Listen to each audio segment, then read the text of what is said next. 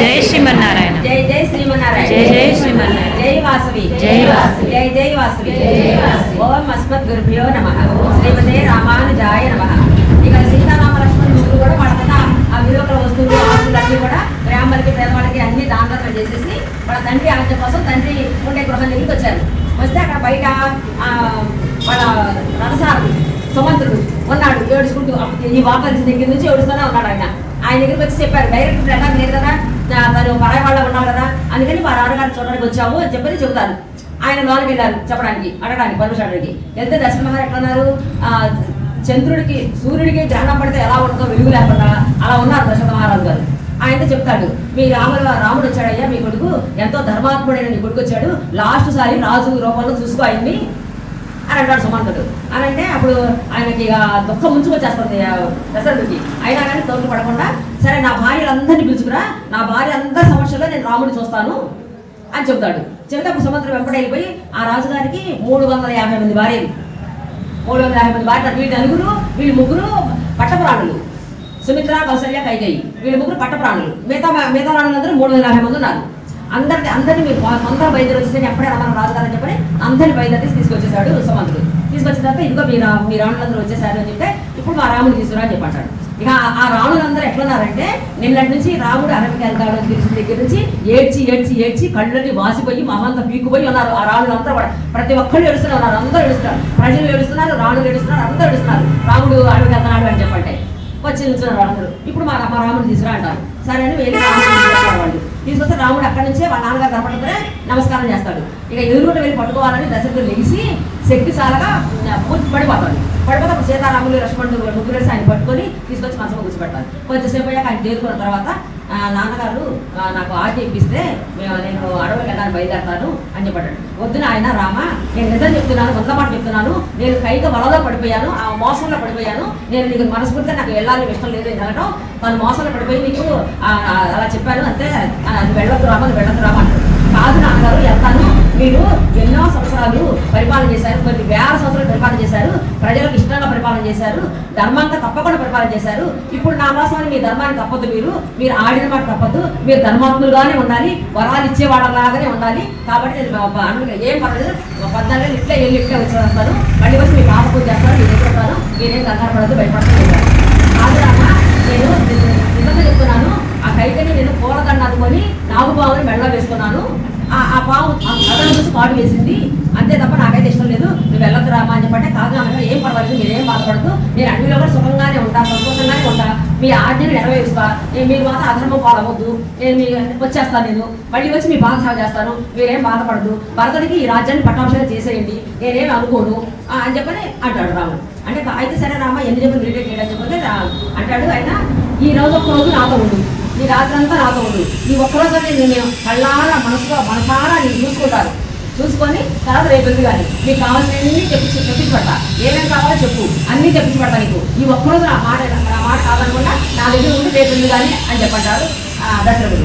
అంటే రాముడు అంటాడు, నాన్నగారు ఈ రోజు నేను ఇష్టమైనవి తింటాను అనుకో, రేపటి నుంచి అడవుల కనుమూలాలు తిన్నాను కదా, దానికోసం ఎందుకు టైం వేస్తున్నాను, అనుకోవడం జరిగిపోవాలి, నేను ఇప్పుడే వెళ్తాను, నాకు అనుమతి ఇవ్వండి, నేను అక్కడికి వెళ్తామంటే లక్ష్మణుడి జిల్లా కూడా మీద కూడా వస్తామని పట్టుబట్టారు, ఎందుకు చెప్పినా వినట్లేదు, కాబట్టి వాళ్ళకు కూడా అనుమతి ఇవ్వండి, మా ముగ్గురికి అనుమతి ఇస్తే మేము వెళ్ళొస్తాము అని అడిగి అని చెప్పని అంటాడు రాముడు.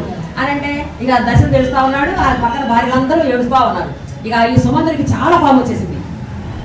చాలా కోపం వచ్చింది. అంటాడు కైకోటి, ఏమ్మా కైకమ్మా ఏం అడుగుతున్నావు నువ్వు, ఎందుకు ఇలా అడుగుతున్నావు, ఎక్కడైనా అసలు ధర్మం ఏంటి, పెద్ద కొడుకు రాజుగారు చనిపోతే పెద్ద కొడుకు రాజ్యం వస్తుంది, లేదా రాజుగారు ముగ్గురైపోతే కొడుకు రాజ్యపాలన అప్పచెప్పి అరణ్యవాసానికి వెళ్తాడు, అంతేగాని ఇది ఎక్కడ ధర్మం, నువ్వు తమ్ముడు తీసుకొచ్చి పట్టాభిషేకం చేసి అందరినేమో అడిగి పంపించమని చెప్తున్నావు, ఇది ఎక్కడ పట్టాభిషేకం, ఇది ఎక్కడ నీకు న్యాయం కనిపించింది, నీకు ఎట్లా ధర్మం అనిపించింది, అయినా మీ అమ్మ సాగ తెలుసురాము, మీ అమ్మ ఎలా చేసిందో నువ్వు అలాగే చేస్తున్నావు, మీ అమ్మ కూడా మీ నాన్నగారు చావు కోరుకుంది, నువ్వు కూడా మీ దశరథ మహారాజు చావు కోరుకుంటావు, అసలు దశరథ మహారాజు ఎవరు ఓడించలేరు, ఆయన ఎవరికి మాట ఎదుర్కోలేరు, బ్రహ్మదేవుడు దిగొచ్చినా కూడా ఆయన గెలవలేరు, అలాంటి మనిషిని నువ్వు గెలిచావు, ఆయన భారీగా ఉండి ఆయన మీరు ఎందుకు చేశావు అంటే వాళ్ళ నాన్న గురించి వాళ్ళ గురించి చెప్తాడు. ఆ స్టోరీ ఏంటంటే కైకేయి మహారాజు, కైక తండ్రి కైకేయి మహారాజు, ఆయనకి ఒక బ్రాహ్మణ వరం ఇచ్చాడు, ఏమని, చీమలు గాములు మాట్లాడుకునే భాష నీకు తెలుసుది అని. కానీ నువ్వు ఆ భాష ఎవరు చెప్పకూడదు. ఆ చీమ ఇట్లా అనుకుంది, ఈ దోమ ఇట్లా అనుకుందని ఎవరు చెప్పొద్దు, నీ వెళ్తూ ఉంచుకోవాలి అని వరం ఇచ్చాడు.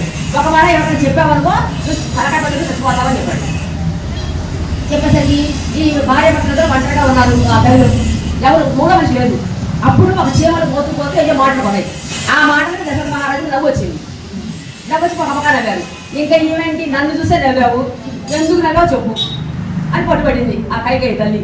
పట్టుబడితే నేను చూసి నవ్వలేదమ్మా, ఈ చీమల భాష నాకు తెలుసు, ఆ చీమలు మాట్లాడిన మాట చూసి నేను నవ్వాను అని చెప్పంటే నాకు ఆ చీమలు ఏముందని నాకు చెప్పు అని చెబితే నా ప్రాణం పోద్ది, అది ఒక వరము చెప్పకూడదు అంటే నాకు చచ్చిన వల్ల బతికిన వల్ల నువ్వు వెలుగుతావని చెప్పాల్సిందే.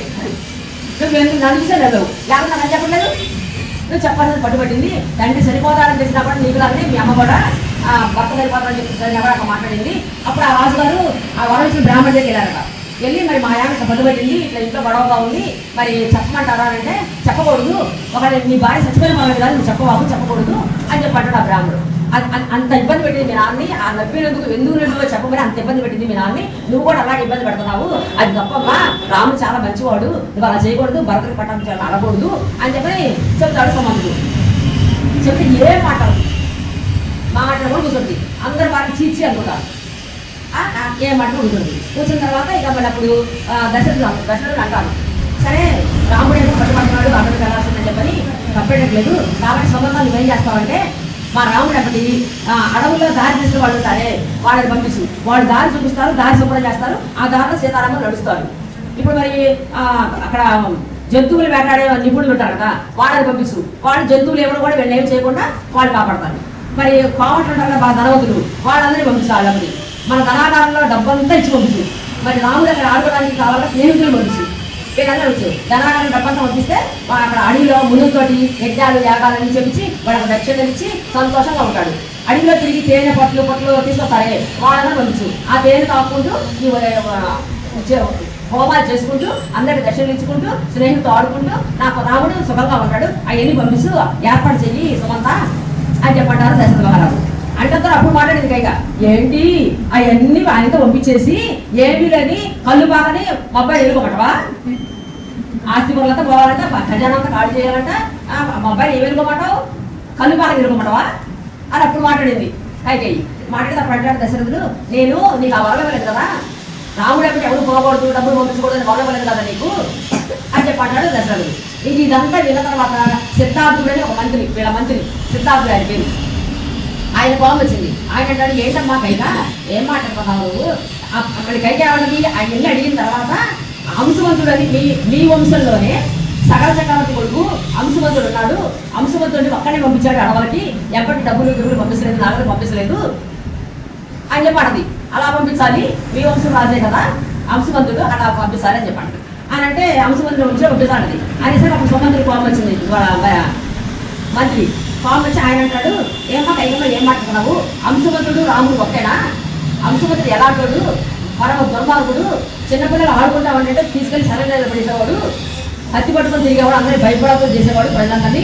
ఆ ప్రజలందరూ వీడి కష్టాలు భరించలేక రాజు దగ్గరికి వచ్చి అడుగుతారు, ఏమని, నువ్వు నీ కొడుకునైనా చంపేసి, లేకపోతే ఈ రాజ్యంలో మేము ఉంటాం, లేకపోతే మేము రాజ్యం వదిలిపెట్టి వెళ్ళిపోతాం అని చెప్పి వాళ్ళందరూ ఈ కొడుకులు పెట్టే కష్టాలు పడలేక రాజు దగ్గరికి వచ్చి మొరపెట్టుకున్నారు. అప్పుడు రాజుగారు కరెక్ట్ అని చెప్పని ఈ అబ్బాయిని అడవికి పంపించేశారు. మళ్ళీ అడవిలో నుంచి రాజ్యంలోకి అప్పుడు వస్తాడేమో అని చెప్పి రాణి కూడా మనుషులు కాపాడ పెట్టారు. ఆ అంశవంతుడు అంత దుర్మార్గుడు కాబట్టి అడవిలో కందమూలాలు తిరుగుడు జీవితాంతో అడవిలో నిండిపోయాడు. ఆ అంశవంతుడికి రాముడికి పోలికేంటి, అసలు రాముడు ఎంత మంచివాడు, ఎంత ధర్మాత్ముడు, ఎంత బుద్ధిమంతుడు, ఒక్క మనిషి అయినా సరే రాముడు మంచివాడు కదని చెప్పి మనము రాముడి దగ్గర ఇంత మచ్చకూడలేదు, చంద్రుడికైనా ఇంత మచ్చ ఉంది కానీ రాముడికి ఇంత మచ్చకూడలేదు. మరి రాముడు ఆయన ఒకటే, నువ్వేం మాట్లాడుతున్నావు, అసలు న్యాయంగా పెద్ద కొడుకు పట్టం కట్టాలి, నువ్వేమో నీ కొడుకు పట్టం కట్టమడుగుతున్నావు, నువ్వు ఇలా ఎందుకు మాట్లాడుతున్నావు, నీకెవరు బాగా నూరి పోసారు, అవన్నీ నీకు తలకెత్తి, నువ్వు ఇప్పటికైనా మెచ్చిపోలేదు, నువ్వు ఇప్పటికైనా ఆలోచించి రాముడిని అడిగి పంపించకుండా వదిలేసేయి, అలా అప్పుడు నీకు చరిత్రలో మంచి పేరు వస్తుంది. నువ్వు ఈ పట్టు మీద కూర్చున్నావు అనుకో, చరిత్రలో నువ్వు దుర్మార్గులాగా మిగిలిపోతావు, ఇప్పటికైనా మానుకోకైక ఇలాంటి మాటలు చెప్పొద్దు అని చెప్పని ఆ సమాధికి చెప్తాడు. చేస్తుంది.